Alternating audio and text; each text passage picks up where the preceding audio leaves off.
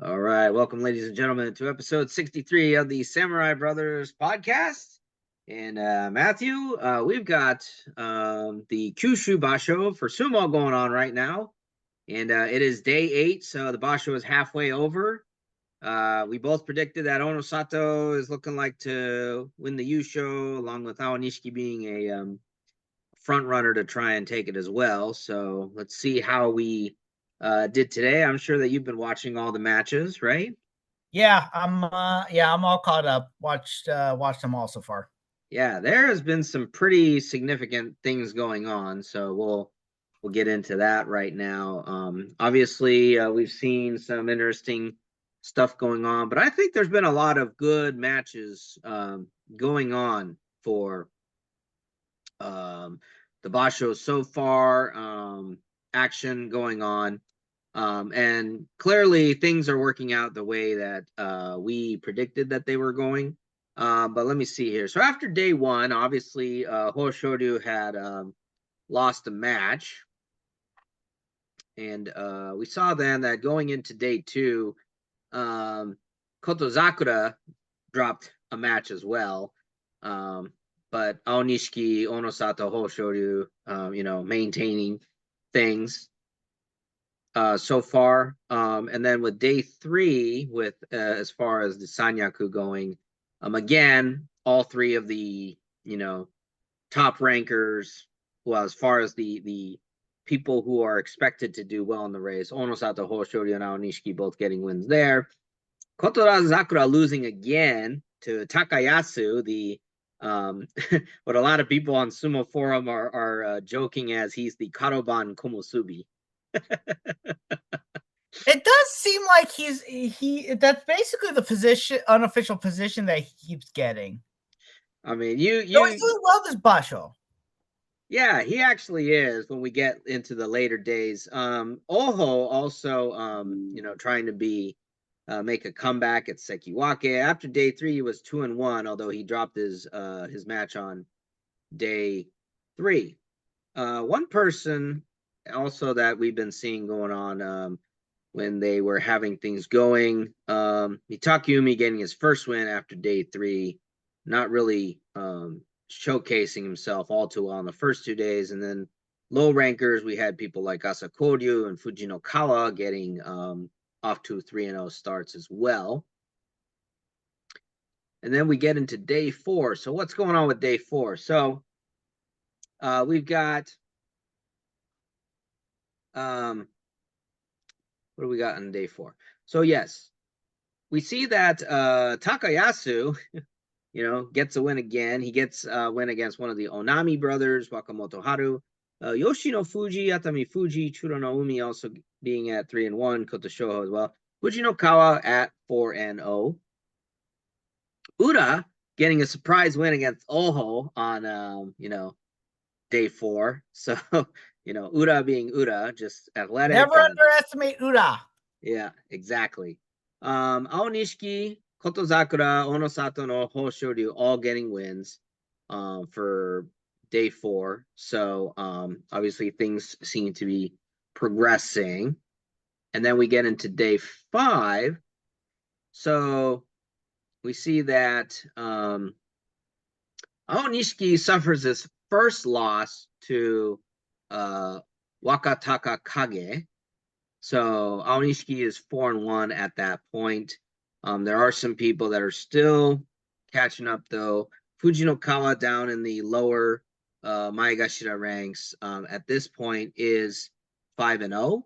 And he's tied with Onosato, obviously. And then Takayasu again, 4-1 after day 5. And of course, when he's going against an opponent, Oho, who he's 6-1 against, it's no surprise that he would beat him handily. It looked like in that match, wouldn't you say? Yeah, he certainly had control of that match. Yeah. Kotozakura again, though, suffering a loss to the wily Uda. So Kotozakura is not looking like he's at a good standing point after day 5. Now, then it gets interesting because then We get into day 6. So what happens at day 6? Fujinokawa gets his first loss at the hands of veteran Mitakeumi, so he drops to 5-1. And that drops him down to a lot of other people who at this point are 5-1. Atami Fuji, Yoshino Fuji, Asakoryu, Toki Hayate, all down in the lower ranks. Takayasu gets upset. I don't know if you would say upset by Takanosho, who gets his first win of the Basho at East Komusubi. Now, Takanosho does have a winning record technically against Takayasu. So that means that, they're on even ground. So it wouldn't be a surprise that he would lose that match. Aonishiki, though, not being phased by Ura's trickery, does get a win by Yorikiri. So Aonishiki also is at 5-1. And Tamawashi. Yeah, just one thing on this match in particular is that the thing with this is Aonishi. A lot of people, even our dad, seem to refer to Aonishiki as a smaller guy. He's not. He might be slightly smaller than the average, and he's definitely shorter, but I would not call him a small guy in terms of I mean, sumo. yeah, 180. He's probably, well, I mean, if you. That's over 350, right? Yeah, I mean, in his case, because he's almost 5'10". So, yes, he's not tall, but, he's not like some of the smaller guys, like Tobizaru, Midori Fuji. I mean, he's slightly taller than them. So, yes, but 138 kilograms, though. I mean, that's pretty. I think that's around 290, I think. So yeah, I don't think he's under 300 pounds. So he is kind of a smaller guy, so to speak.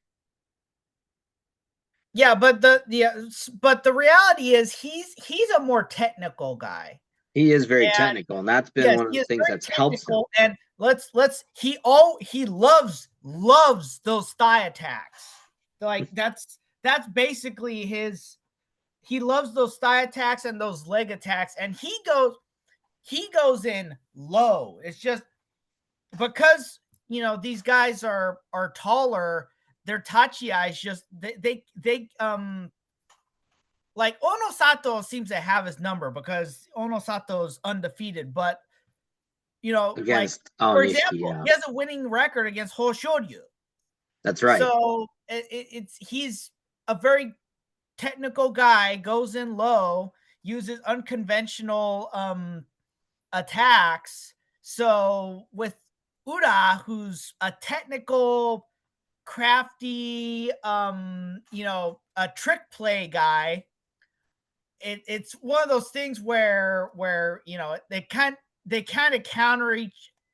I'm actually no, I'm not gonna say they counter each other out. It's just a situation where Uda doesn't really have too much of an answer against a guy like Aonishiki. I'm sure that if they go against each other, Aonishiki, Uda is eventually got to get a win. But the fact of the matter is, he's against Well, this was only their first match.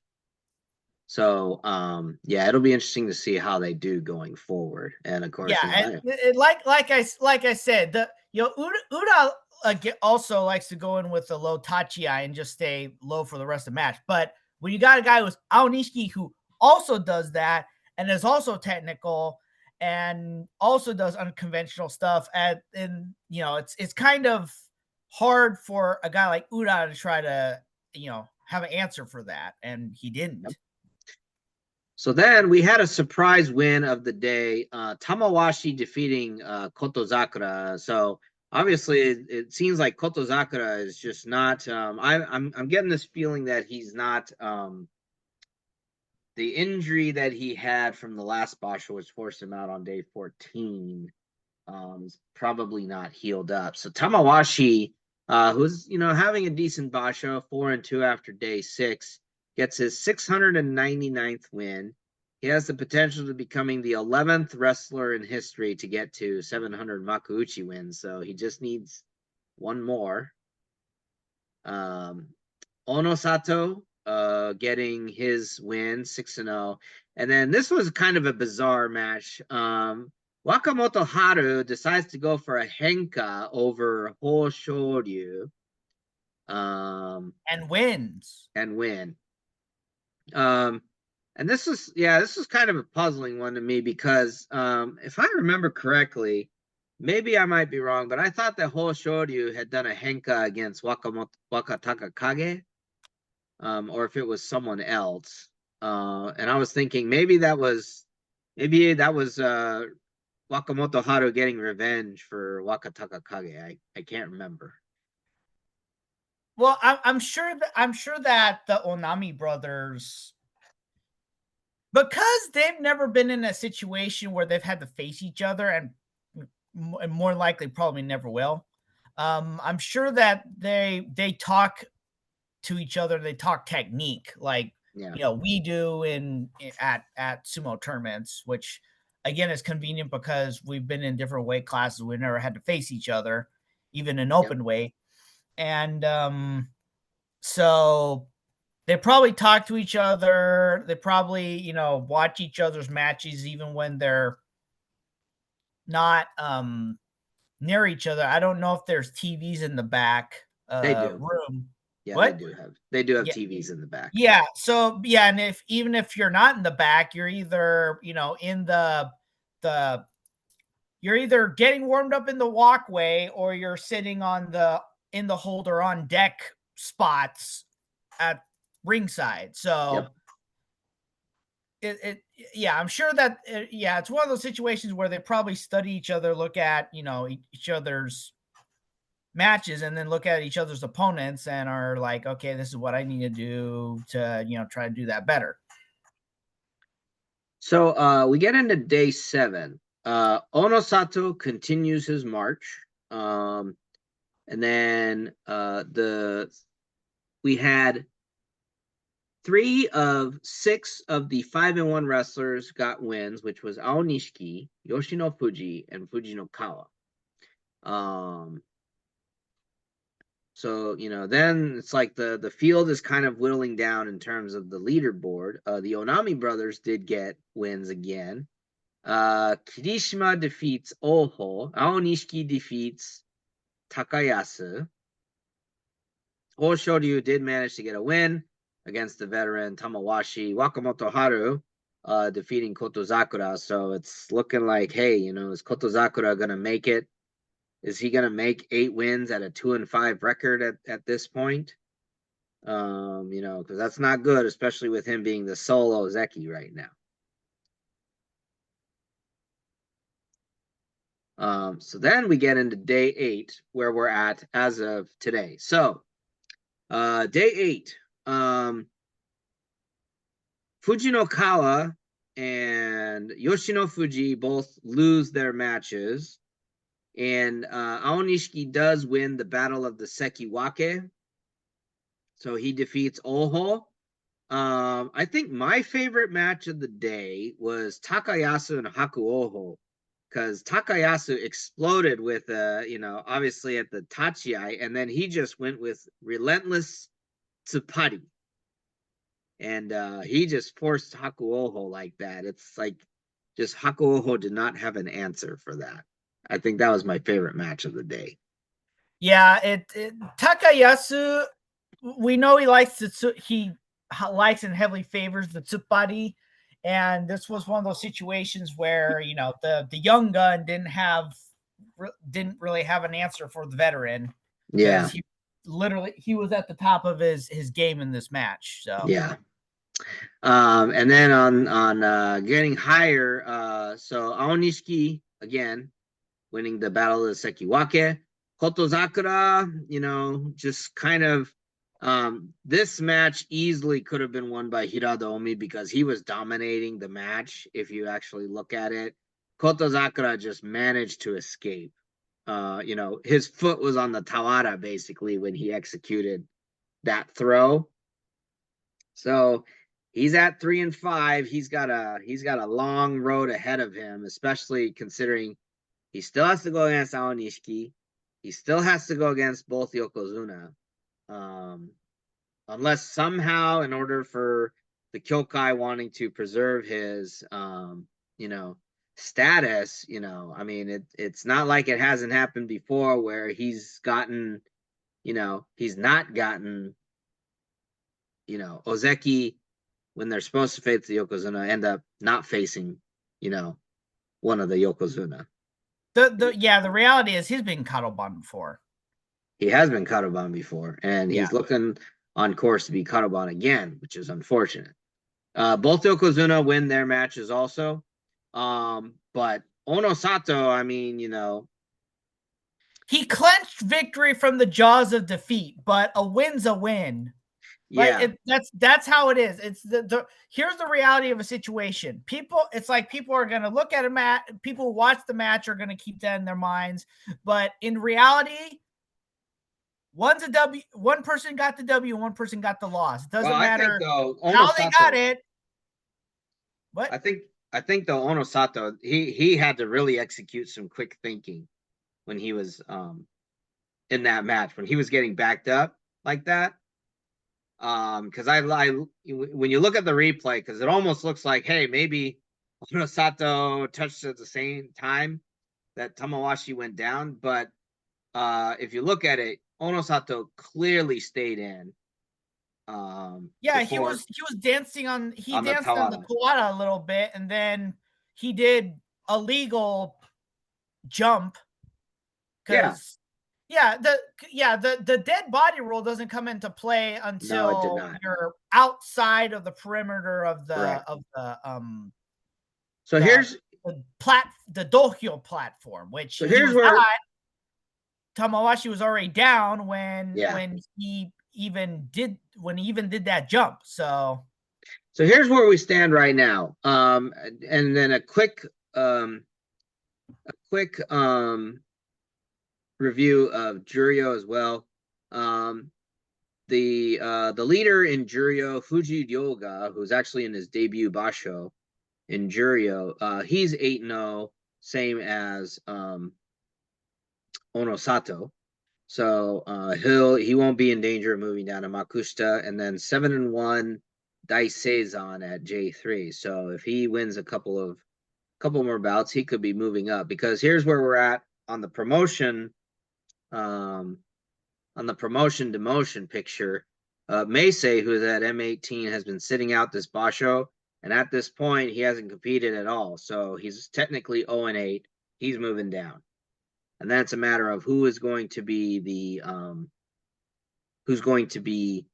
moving up to fill that vacated spot in the Makuuchi division. So right now, Daisei-zan at 7-1 J3 has the best chance of getting that.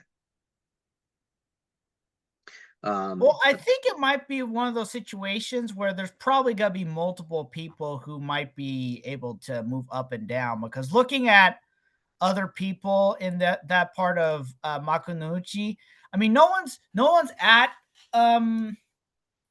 Makekoshi right now, but there's people who kind of aren't doing very well. Yeah, there are we can count at least 3 people in the demotion zone, aside from Meisei, that even though they are, as you said, they're not Makekoshi yet, but if they don't start doing something, they are going to go down fast, because we have Shonan Naomi at M15. He's 2-6.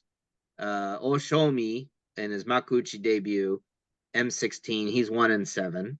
And then Sada Naomi, who is M16 also, he is 2-6. So, if those guys don't start getting wins, we're going to see that they could end up being demoted. Now, now, just to confirm, those two Naomis are not related, right? No. Are they even in the same Heya? I mean, we could look at it. Because Sadanomi is in he's in Sakaigawa, but Oshomi is in Naruto, and that means that he's in the Heia run by ex Koto Oshu, who was the I forget what country he's from. I think it Oh, was. is he the European who sits ringside? Yes, he is. Actually, And then it's what Heya Shona no Mi? Shonan no Umi. Yeah, Koto Oshu was, yeah, that's right. He was from Bulgaria. Shonan no Umi is from, he's from Takadagawa Bay. So they all, well, I guess I should figure because just because you have a similar name, like yeah, just because you have a similar, which one I forgot which Fuji in like within the past year or so, you know, he was a Fuji, but the rest of the Fujis are from Isegahamaya. that would have been Yoshino Fuji, this Basho around. He No, was, not Yoshino Fuji. I'm talking about the he was an older guy. Oh yeah, it was Takara Fuji. yeah, he was from Isegahama. There was So also, I'm talking about a guy who's like similar age to him, who had a Fuji name but wasn't Isegahamaya. I think there's a lot of guys with Fuji in their names that are there are a lot of guys with Fuji in their names on the Banzuke match. I can, well, there's hold on, who do we got? Yoshino Fuji, Fuji no Kawa, Nishiki Fuji, Ami Fuji, Midori Fuji, Fuji Ryoga, Fuji, Fuji Seiyun, Satoru Fuji, Fuji no Yama, Fuji Azuma, Suzu no Fuji, Koto no Fuji, Fuji So, Minoru Fuji, Katsu no Fuji, Aya no Fuji, Yume no Fuji. You know, just forget it. There was one guy within the last few years who was in Makunuchi at the time that all the Fujis were Isegahamaya, but he wasn't. So I was, oh well, never mind.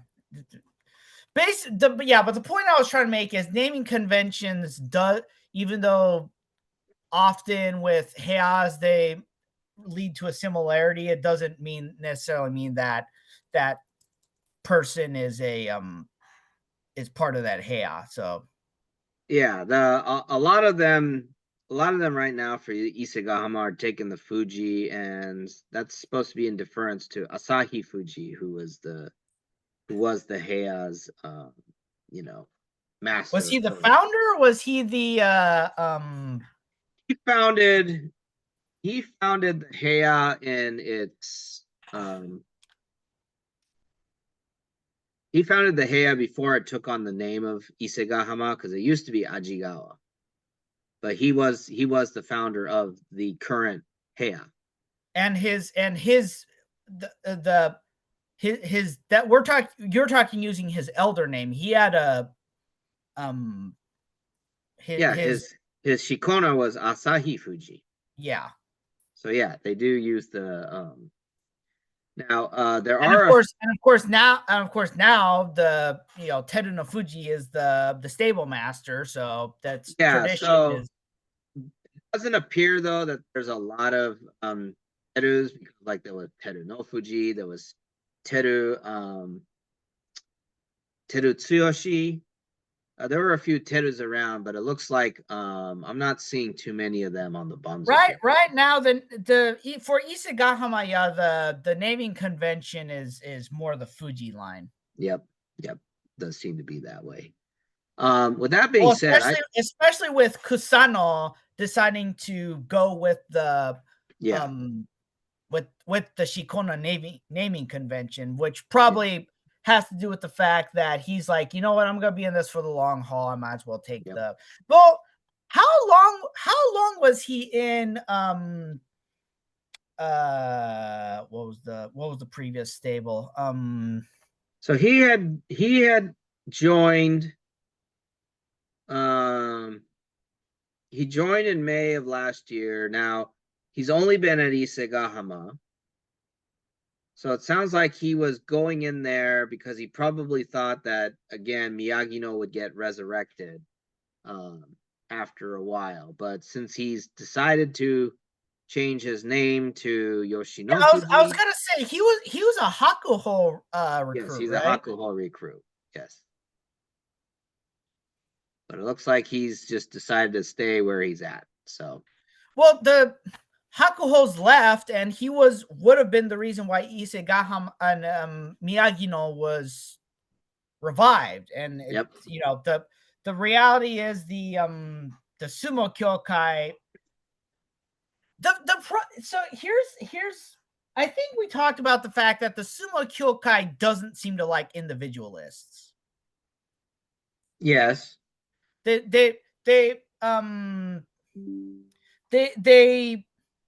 didn't seem to they just because he got up there, they didn't really seem to like Chiyono Fuji because he was an individualist. They didn't seem to really like Takanohana because he was an individualist, and they didn't like Hakuho because again he was an individualist. So Yep. they like the guys who are kind of willing to join in with the for lack of a better term, the old boys club, Yep. who are willing to kind of,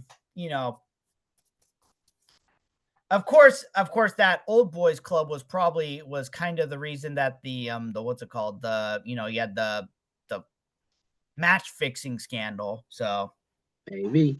Anyway, to kind of get away from the squirrel, I want to talk about Ono Sato and his sumo stylist Basho. I've been seeing. I think that he has been very. I think over considering the last 3 Basho where he's had like those matches where it's like he unnecessarily pulls once he gets a person up to the edge of the mat. He's had a lot of those careless mistakes. I'm not seeing that this Basho. Even with the matches where he gets backed up, it's not because he's the one doing the backing up. Like in the case of the Tamawashi match, Tamawashi actually was putting in the effort to push Onosato up to the edge. And it's just Onosato's quick thinking to be able to, defend himself and get the win over, like you said, snatching a win from the jaws of defeat. I think it's just that Onosato is wrestling like, a dominant guy, being smart about his sumo also, and not being so overly eager. yeah, the reality is, unless so like one example, I forget which match it was, but there was a situation where he pulled down. I think he's gone against Hakuoho, right? Yes, he did I go think it ahead. was that match because there was it's like he was winning, and then there was an opportunity where it was one of those things where Hakuoho like went forward and then he pulled down, but he pulled down the right way. He pulled actually down. He didn't pull back. That's Right. where Onosato, and that's one of those things where it's like it seems to be one of those things that seems to be one of those bad habit things that happens with sumo nikishi, and I would compare it to guys in wrestling when when something's happened and they stand up out of their stance, and I'm like, why are you doing that? There seems to be this expectation where there's this unwritten rule that when you do that, you're not going to get shot on. And the thing that's irritating is I rarely see people capitalize on that. There are those people who capitalize on that. Like when I went to Mobap, and I think also when I went to Villa Park as well, we were told, shoot.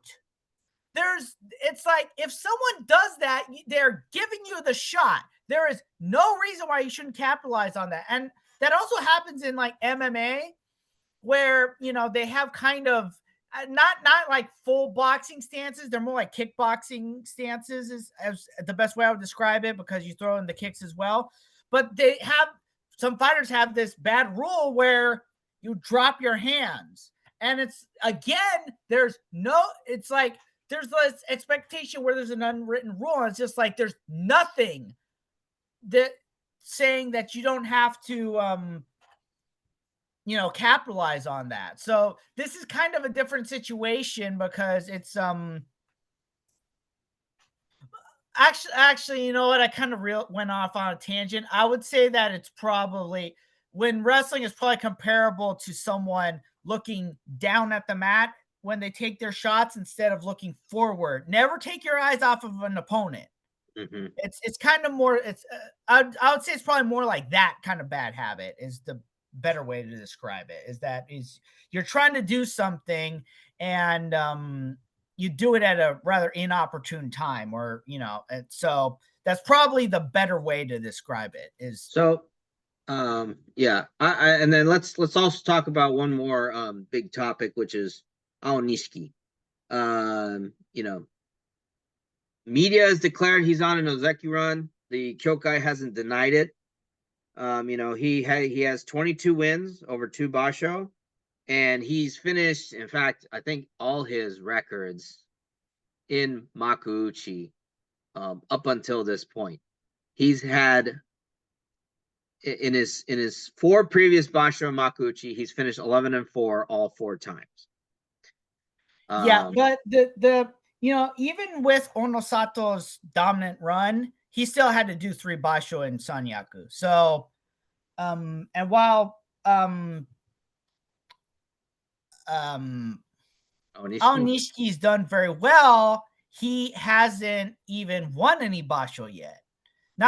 He probably will at some point, and he's definitely on the Ozeki run. But the fact of the matter is, if even with 2 Basho, they made Onosato do 3 Basho at Sanyaku before he got an Ozeki promotion. I would expect the same thing with Aonishiki. It's supposedly, even if Kotozakura goes Karoban this next Basho, you will have to uphold that standard. I have seen one instance though where the Ozeki run did start from Hiramaku. Was the situation at a time when there was no Ozeki? I think there was only like 2 of them. There might have only been 1 of them. It was when Tochinoshin, he won his Yusho at 14-1 at like M3, and then he finished double digits in Sanyaku, the remaining 2 Basho. So there is a chance. I think though, if Aonishiki goes, I think they're saying that if Aonishiki goes 12-3, that he will make it. And I would think that, how long was Tochinoshin an Ozeki for? He wasn't an Ozeki for long. That's one of those things where I think Ozeki's not as much of a high standard high expectation position as Yokozuna. Yeah. But I suspect that maybe there was one of those situations where they were trying to do something in a panic, and let's face it, Tochinoshin wasn't that technical of a guy. He was a one-trick pony. He picked everyone out and tried to walk him out. Here's what happened when Tochinoshin was promoted, because he won 14-1. He was promoted straight to Sekiwake. He finished 10-5, and then he went 13-2 Jun Yusho. So here are the circumstances. There were 2 Ozeki when he got promoted. Takayasu and Goedo. Both of them went Karoban, went Kyujo, meaning Karoban, going into the next Basho. So I think it was a no-brainer for them too, especially since he had 37 wins in 3 Basho. For them, it was a no-brainer. And I think, maybe even with 33 wins, I mean, if Kotozakura goes Karoban, And this guy has been consistent. He's very, very consistent. No less than 11 wins per Basho. I think, they'll probably, especially if he beats one of the Yokozuna, I think he's in. 11. So here's where I could see them doing that.